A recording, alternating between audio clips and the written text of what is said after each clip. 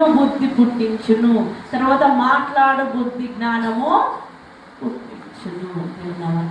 ఎవరి జ్ఞానం ఇస్తారంట?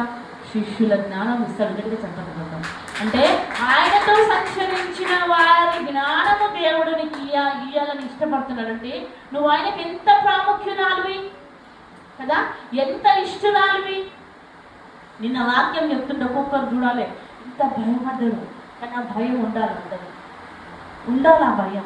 నిజంగా మేము ఈ విధంగా తప్పు చేస్తే మా దేవుడు ఇంత శిక్షిస్తాడా, ఇన్ని తరాల వరకు శిక్షిస్తుందా అని ఒక భయం ఉండాలి. ఒక గుణపం మన గుండెలో ఉండాలి. అది ఏం చేస్తుందంటే నువ్వు తప్పుడు త్రోవలో పోయినప్పుడు, తప్పుడు చేష్టలు చేయాలని పోయినప్పుడు, అన్య ఆచారం పాటించాలన్నప్పుడు ఆ గుణపం ఏం చేస్తుందంట?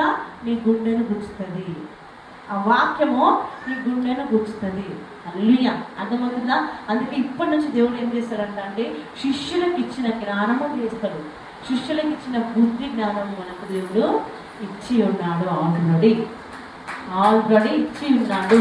ఈ జ్ఞానము మనం పోగొట్టుకోకుండా మనల్ని మనము స్థిరపరచుకోవాలి. రెండో